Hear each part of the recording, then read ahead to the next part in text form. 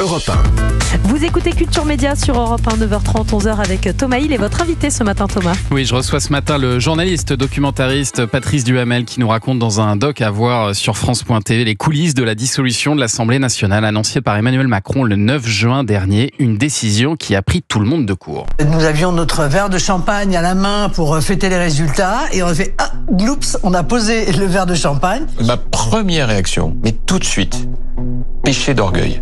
Alors, je ne peux pas vous dire que je comprends la décision, spontanément. J'imaginais pas une seconde qu'il pourrait la décider ce jour-là, et comme ça. Bon, c'est trop beau. C'est trop beau, une occasion pareille. Donc, la gourmandise aussi est là. Et vous l'entendez, ce qui est fort dans ce doc, c'est que vous avez obtenu, Patrice Duhamel, des interviews de tous les pontes de la vie politique française, de François Hollande à Nicolas Sarkozy, en passant par Jean-Luc Mélenchon, François Bayrou, total, oui. Marine Le Pen, Xavier Bertrand, même Lucie Castet, dans votre doc. Ça, c'est Laurent la force. Berger, qui est très bon d'ailleurs. Qui est très bon et qui fait des révélations. Ça, c'est la force de vos réseaux, ceux de Michel Cotta, Jean Garrigue aussi, Absolument. qui vous ont aidé pour ces interviews. Oui, puis on a fait ça très vite. On a fait ça, les interviews, en 4 ou 5 semaines. Ah oui. Juste avant et juste après la nomination de Michel Barnier. Et ce qui nous a surpris, et ce qui m'a surpris, c'est la facilité avec laquelle on a obtenu des réponses, ce qui n'était pas évident. Il n'y a pas forcément des gens qui ont envie de commenter des événements comme cela alors que le film continue, parce qu'on ne connaît pas la fin.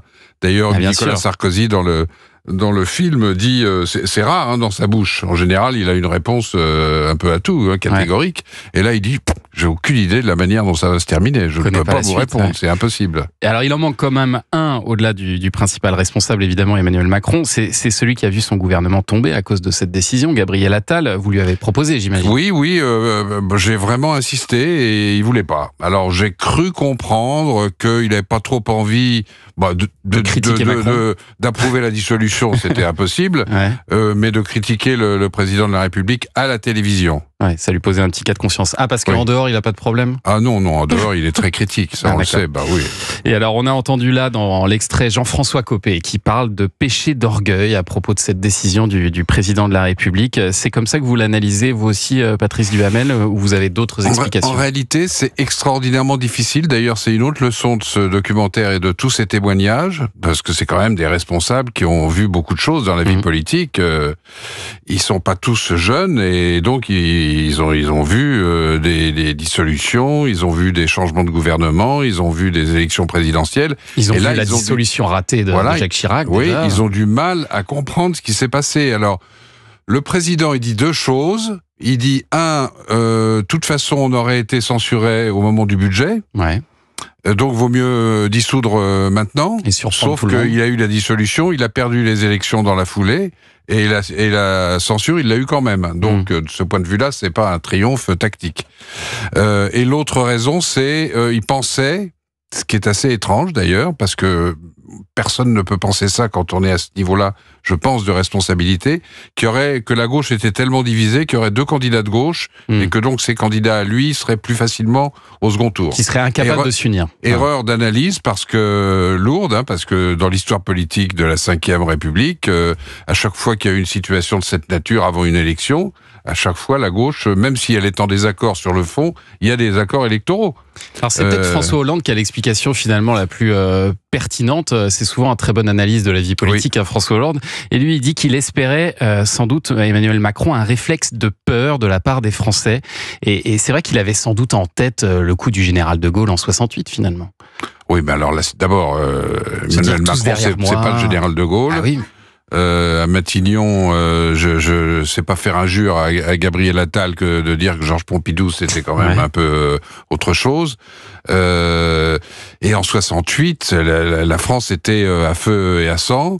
Général de Gaulle est parti la veille. Enfin, le film n'a absolument rien à voir. Et il avait senti le moment où il fallait renverser la table, juste au moment où les Français étaient en train de basculer. Vous êtes tous les trois beaucoup trop jeunes, vous en souvenez pas, peut-être que vos parents ou vos grands-parents vous l'ont raconté, mais il n'y avait plus d'essence, les gens pouvaient plus prendre leur voiture, la télévision était en grève, etc., etc. Ça a vraiment pas grand-chose à voir.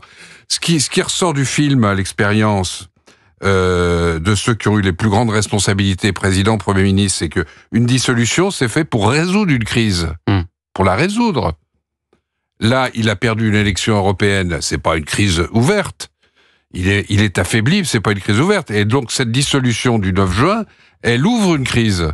Donc, c'est pas franchement ça l'objectif de la dissolution, tel que le général de Gaulle l'avait imaginé dans la Constitution. Mais c'est la seule fois, d'ailleurs, en 68, où ça a marché, parce qu'en général, les dissolutions, elles ne fonctionnent que dans la foulée d'une présidentielle. En 62 aussi, ça a fonctionné avec de Gaulle, le gouvernement de Pompidou avait été censuré, mais là, l'enjeu, c'était l'élection du président au suffrage universel. Il y avait eu l'attentat du petit Clamart contre de Gaulle et sa femme, etc., etc. Donc le climat, là aussi, le contexte avait absolument rien à voir. Et alors, ce qui est amusant, c'est qu'il n'y en a pas un, évidemment, pour vous dire que cette dissolution était une bonne idée ou assumée, qu'ils avaient même peut-être pu le conseiller à Emmanuel Macron à une période. Vous croyez vraiment, vous, qu'il a pris cette décision tout seul dans son coin ? Écoutez, moi j'ai connu tous les présidents, sauf de Gaulle. Je n'avais pas des relations intimes avec tous, de proximité ou amicales, mais je tous parlais. Les présidents, ils sont toujours seuls quand ils prennent des décisions de cette nature, toujours. C'est une décision de voilà. Mais François Hollande, dont vous parliez, dit c'est la décision d'un homme seul qui la prend seul. Et effectivement, contrairement à ce qui a été dit sur les conseillers qui lui auraient suggéré d'eux, etc., etc., une décision comme ça, c'est le président qui la prend. Et il n'a pas, évidemment, moi j'ai 2 ou 3 responsables politiques dont je ne peux pas citer les noms qui lui ont parlé dans les 2 heures qui ont précédé l'annonce et qui m'ont tous dit la même chose. Ils justifiaient sa décision et eux, droite-gauche, lui disait non, monsieur le président, vous allez voir, la gauche va se rassembler, faites pas ça. Et voilà, il l'a fait quand même. Et ça a été une catastrophe effectivement pour son camp. Et vous racontez aussi dans ce doc, Patrice Duhamel, les suites de la dissolution. Et on va continuer à en parler dans un instant. Ce sera après le journal des médias de Julien Pichenet. Oui, le journal des médias qui arrive dans un instant avec un sujet qui vous intéresse beaucoup aussi, Patrice Duhamel, les audiences d'hier soir. Absolument. Et puis on va parler du retour du Big Deal. Ça y est, ça se précise. Ça sera le 2 janvier. Et vous entendrez Vincent Lagaffe dans un instant sur Europe 1. Tout de suite. Europe 1. 9h30, 11h, Culture Média. Thomas Hill. Merci beaucoup d'être avec nous pour la suite de Culture Média. Dans un instant, nous serons avec la chanteuse Elena et Axel Ramirez, l'humoriste. Mais d'abord, nous passons encore quelques minutes avec le journaliste Patrice Duhamel qui signe Dissolution, histoire d'un séisme politique, un documentaire réalisé par Pauline Pallier qui est à voir sur la plateforme France.tv. Et en fait, vous expliquez dans ce documentaire, Patrice, que sa première erreur politique à Emmanuel Macron, c'est d'avoir changé de Premier ministre en janvier et remplacé Elisabeth Borne par Gabriel Attal. C'est Édouard Philippe qui explique ça très bien dans le détail. Effectivement, il dit qu'il fallait mieux garder Elisabeth Borne jusqu'à l'élection européenne, sachant que le résultat serait sans doute moyen ou médiocre. Et à ce moment-là, derrière une défaite électorale, on a un fusible. Voilà, il y a un fusible. Le Premier ministre ou la Première ministre, c'est souvent ça sous la Ve République. Et à ce moment-là, tenter départ, essayer de déclencher une nouvelle dynamique avec un nouveau Premier ministre qui aurait été Gabriel Attal. Alors que là, il n'avait plus rien en fait. Il n'avait plus d'autres solutions finalement. Oh, il y a toujours des solutions. Non, mais il pouvait d'abord, s'il considérait qu'il y avait un risque de censure à l'automne, il pouvait très bien attendre l'automne. Il y a les Jeux Olympiques qui arrivaient, voilà, et qui se sont passés comme on le sait, c'est-à-dire vraiment parfaitement. Mais on peut lui reprocher beaucoup de choses, mais que ce soit les Jeux Olympiques, Notre-Dame, etc. Il y a des paris qu'il fait, qui réussit. Celui-là, il l'a raté. Voilà, Et peut-être que les élections n'auraient pas été les mêmes, justement, après les Jeux Olympiques. Non, mais surtout, je pense que si le gouvernement avait été censuré sur le budget comme il l'a été la semaine dernière, là, les Français auraient compris pourquoi il y avait dissolution. Voilà, le gouvernement est censuré, le gouvernement démissionne, le président dissout. Là, le Français pouvait comprendre. Mais le soir d'un échec aux européennes, après avoir dit pendant la campagne qu'il n'y aurait pas de conséquences politiques, c'était difficile à comprendre. Et c'est ça qui ressort de ce film. C'est assez spectaculaire que je vous le disais tout à l'heure, 19 témoins les plus importants de la vie politique actuelle, qui disent tous un peu alors chacun sous sa forme, avec son étiquette, ses convictions, etc., mais qui disent tous un peu la même chose. C'est ça qui est, ça n'avait pas de sens. Qui est très spectaculaire. Ouais. Et puis vous racontez aussi dans ce doc, Patrice Duhamel, les suites de la dissolution et le feuilleton un peu long intitulé Qui sera le nouveau Premier ministre. Ça nous a occupé tout l'été. Et en fait, on se rend compte que ça, c'est pas joué à grand chose. Je crois que d'ailleurs, c'est la première fois, en tout cas que moi j'entends l'ancien leader de la CFDT, Laurent Berger, révéler que l'Élysée lui a bien proposé d'être Premier ministre. Voilà, et qui explique que lui, c'est un ancien patron d'une grande centrale syndicale, la première de France, maintenant la CFDT, qu'il est dans la société civile, qu'il veut y rester, et que voilà, la politique est un métier, il faut...